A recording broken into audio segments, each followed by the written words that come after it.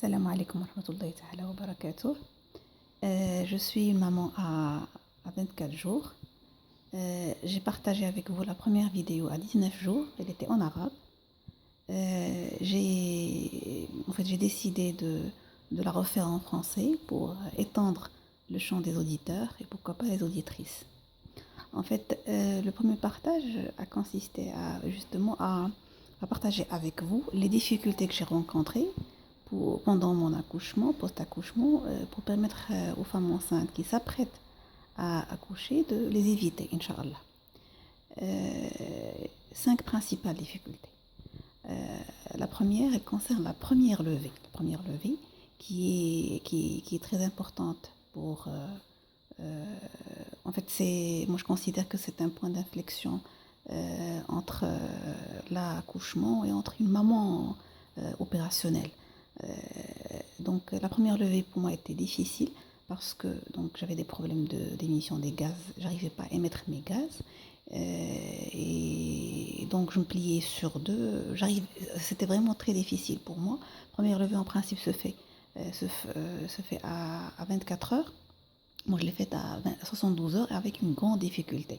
Et donc la raison était parce que j'ai évité pendant ma grossesse les limonades, mais en fait je les ai remplacés par le jus d'orange.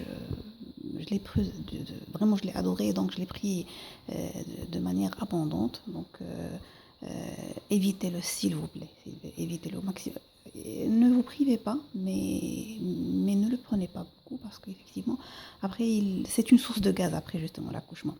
Et deuxième point, mon côlon était paresseux parce que moi de nature, en fait, je contrôlais mes gaz pendant la vie quotidienne, normale, toujours. Et bien évidemment aussi pendant la grossesse, je contrôlais mon côlon. Et donc alors que pendant l'accouchement, on est déjà un corps faible et on a besoin que le côlon soit opérationnel, ce qui n'était pas mon cas. Donc à retenir par rapport à ce premier point, éviter autant que possible, donc bien évidemment les limonades et le jus d'orange. Et ce que moi j'ai noté, mais bon, vous pouvez certainement vous renseigner, mais tout jus justement fort à acide et évitez-le au maximum. Et ne contrôlez pas vos gaz pour que quand vous ayez besoin d'un côlon justement opérationnel, vous ne vous priverez pas. Et donc votre première levée se fasse le plus rapidement possible et sans douleur pour que vous puissiez justement commencer votre rôle réel de maman.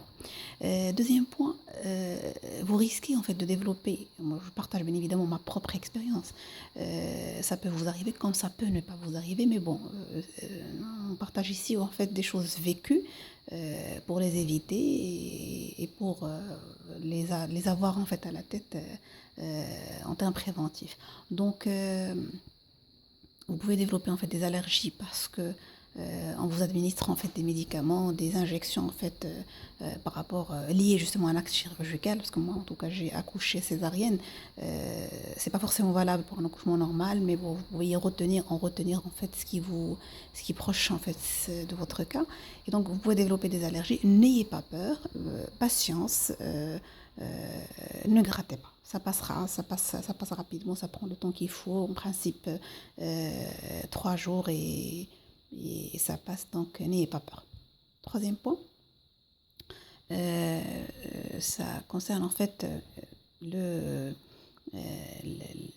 traitement en fait en principe après l'opération, votre gynéco doit vous administrer un antibiotique qui en principe couvre le risque d'infection lié au bloc, lié à l'intervention, lié à votre hospitalisation de manière générale. Ça ne m'a été pas prescrit justement au bon moment. Le bon moment c'est J+2. Donc ce que je vous demande, s'il vous plaît, posez la question à votre gynéco. Dites-lui si vous a prescrit un antibiotique.